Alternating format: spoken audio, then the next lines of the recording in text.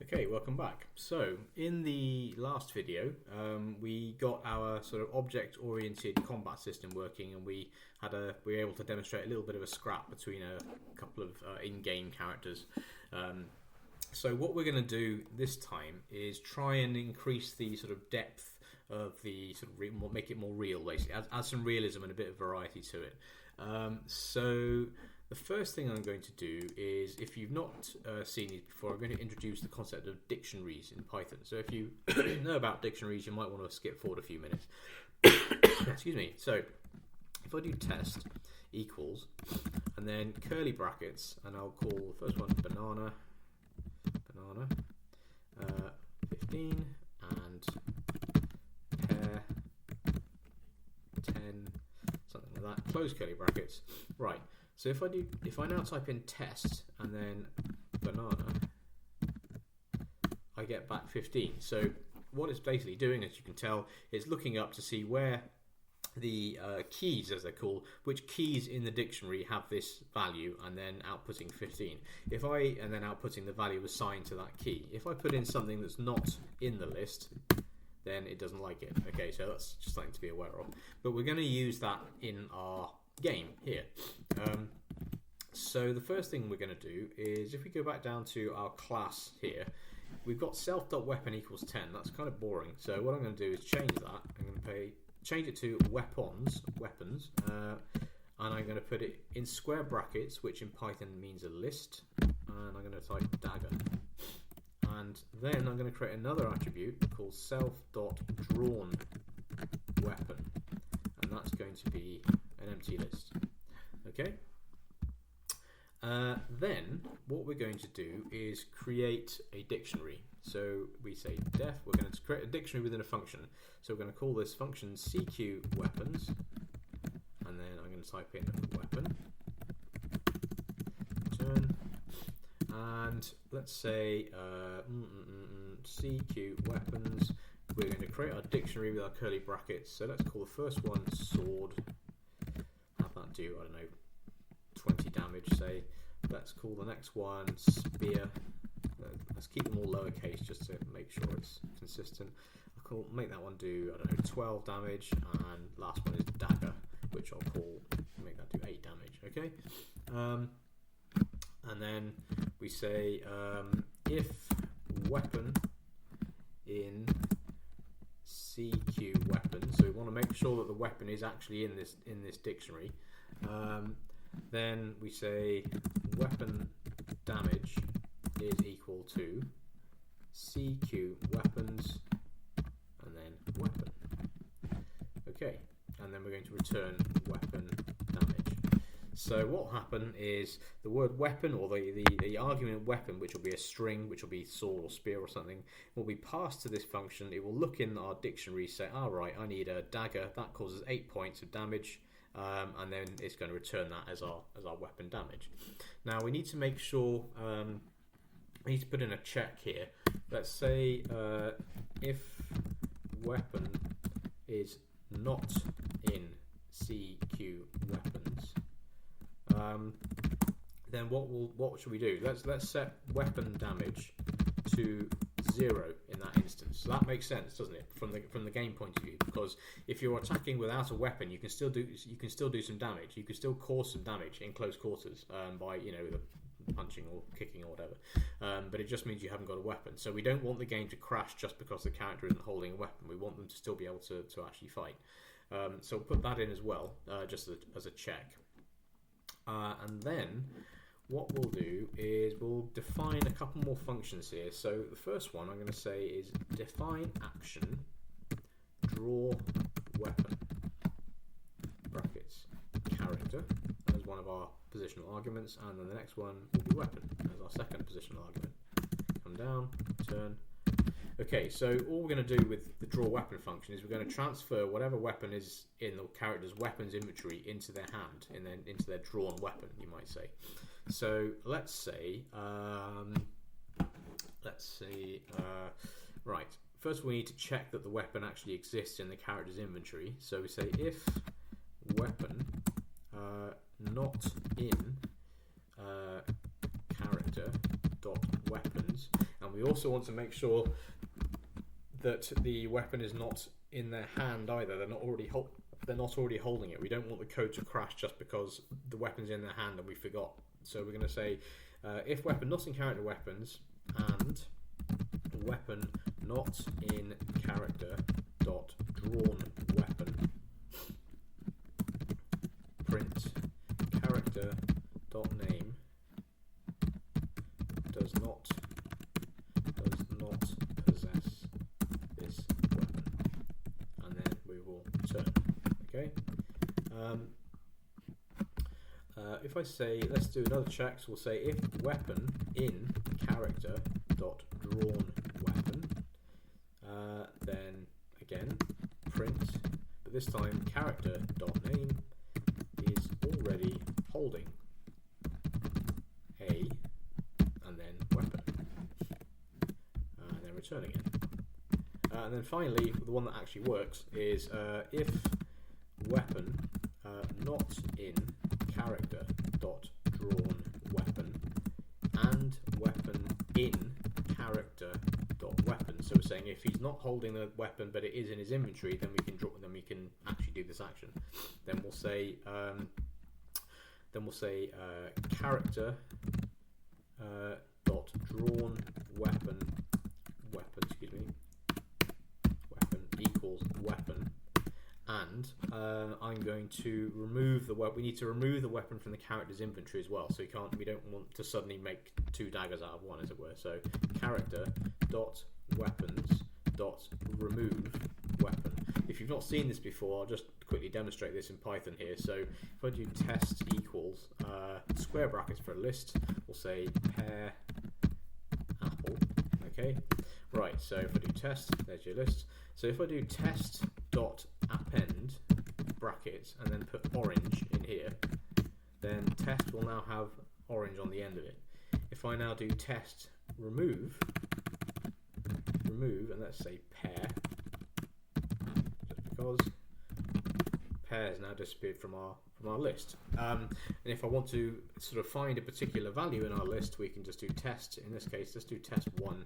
So orange. So Python counts from 0 to 0 and upwards. So it's basically saying, okay, at index 0 we have apple, and at index 1 we have orange, which is what is found there. So something to bear in mind. So as our goblin here, as his weapons attribute is a list because it's got square brackets, we can use the append and remove function. But what I'm actually doing is for the case of the drawn weapon, I'm just going to make it I'm not going to make it a list. When he's holding the weapon, the square brackets just get replaced by the actual name of the weapon itself, because I'm enforcing a rule in my game where the character can only hold one weapon at once, rather than a list of weapons or more than one weapon. Now you might want to think about a way you might want to change that for your design, if that's what you want to do. And you can certainly imagine, some characters might be able to hold two daggers at once or something. So I'll let you sort of think about how you might want to work that one out. But this is basically how this one's going to work. So the character's drawn weapon will become the weapon, and the character, the weapon will be removed from his inventory and put in his hand. Now, that's okay, but we also need a little thing here just to inform the player what's happening. So I'll say character.name draws weapon. Okay. However, that's not full story, of course, because if the character is already holding a weapon and he wants to draw another weapon, we don't want to go replacing the weapon that he's already holding with the current one and then just have that original weapon just disappear into the ether. You don't want to overwrite. Say our goblin here is holding a dagger and he draws a sling or something. We don't want the sling to replace the dagger and then the dagger just disappear from our game, basically. So we want to make sure that the goblin's actually going to return the weapon he's already holding to his inventory before he draws a new one. So let's do def action sheath weapon. And this time, if you think about it, we don't need anything other than character as our argument, because we can look up the weapon that the character is holding. We don't need more than one argument. We don't need more than one positional argument. So let's do a little check first. So if let's say weapon equals character dot drawn weapon, and then print character dot name sheaths weapon. Okay.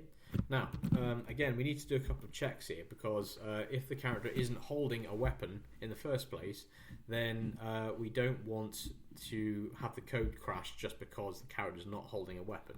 So let's put a little thing in here, just say if character dot drawn weapon is equal to that, equal to an empty list, then say print character dot name is not holding, is not holding a weapon, and then return. Now we also need here then we say weapon equals character drawn weapon, so we want character dot weapons dot append character dot drawn weapon. So we're now nesting. We are nesting our functions within functions. So we're taking our class and we're finding the attribute drawn weapon and saying sheath that one, and then we're going to say character dot drawn weapon equals nothing, because he's emptied his hand basically.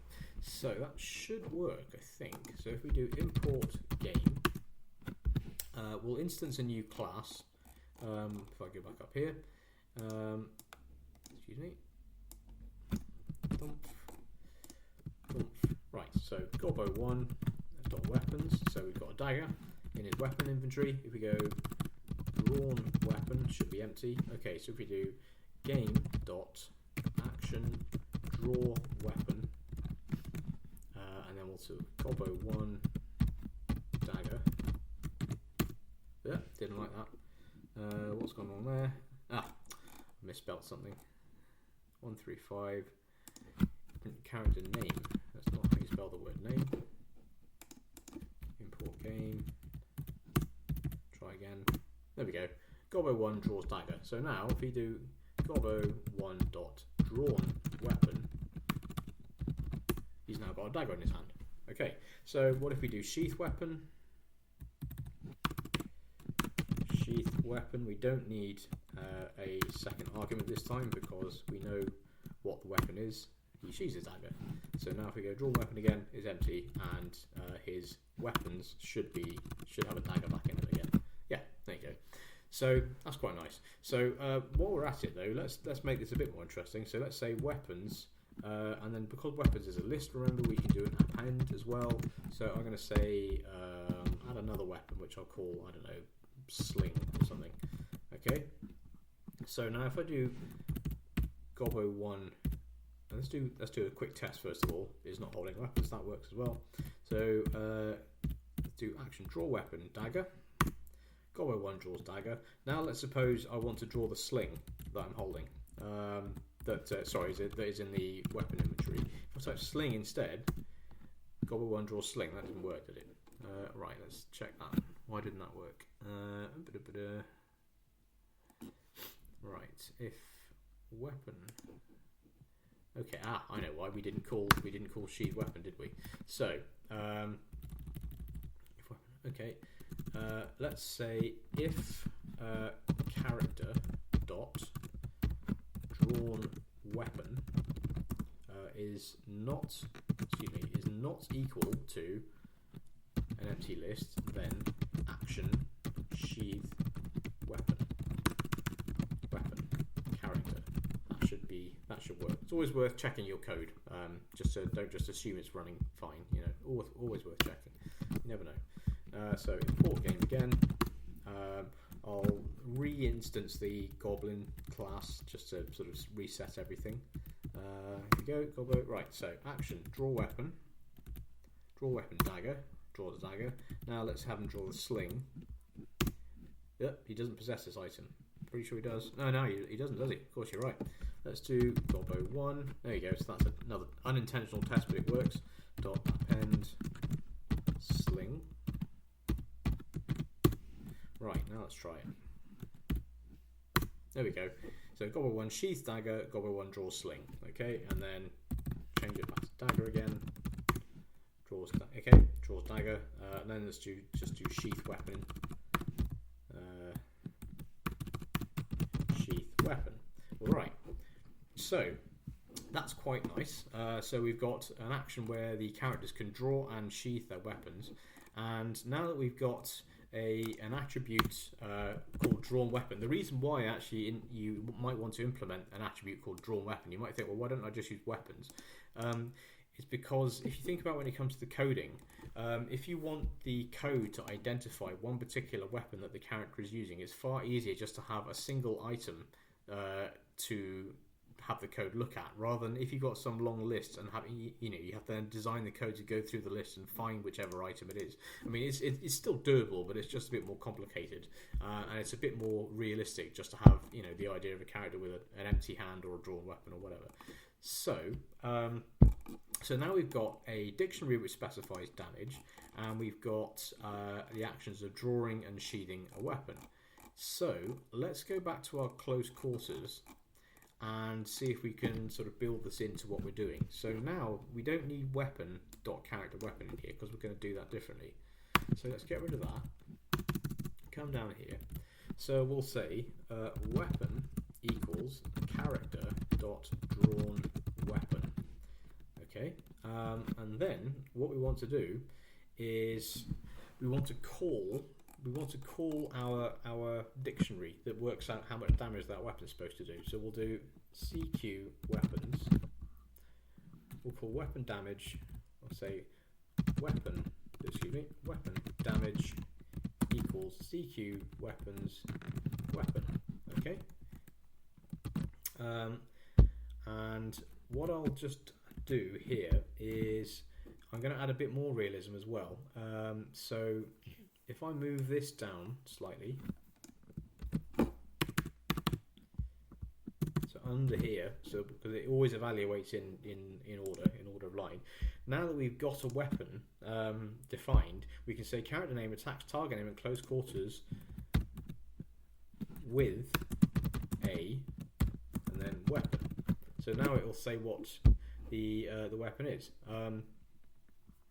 But of course, what happens if the character doesn't have a weapon? So again, we need to just, in their hand, we need to make sure that that's not the case. So we'll say if weapon damage, is not equal to 0, because remember, our close quarter weapons function here will specify a weapon damage of 0 if there's no weapon in the character's hand. So if the weapon damage is not equal to 0, then do that. Otherwise, I'll actually do else this time. No, don't you dare. Come here. Print character name attacks target name, and I'm just going to get rid of that in close quarters. So that's what it was before. So we've got two sort of possibilities here. So if the character is holding a weapon in the hand, it will give you a definite number of damage points for that weapon. If they're not holding a weapon, it will just say attack at close quarters, and that's all. Now if you look down here, we've got a weapon value specified in damage, but up here our weapon is the name of the weapon. So what I'm actually going to do is, after I've used the variable name weapon to just say what weapon's being used to attack, I'm going to just redefine it as weapon equals weapon damage. So you'll probably think this is kind of lazy programming because I've now got two variables that do the same thing. You don't have to do it this way. In fact, you know what? I'm not going to do it that way. That's just lazy. So let's do, as it's a positional argument, I can just put that in there. Weapon damage. Okay. And I will do the same with ranged later on. But for the moment, let's just see how that works. So let's do import game. We'll spawn another goblin again. Gobbo2. Right, so let's do action, draw weapon, Gobbo1. Let's do the same thing with Gobbo2. Right, and now we do game.cq, and then if we come back up here, just to make sure I'm getting it right, Right, so we want, let's say Gobbo2 attacks first this time. Gobbo2 is the character who's attacking, so it comes first in our positional arguments list. Gobbo1 is the target, nothing else happens. Excuse me, CQ weapons is not defined. Where is that?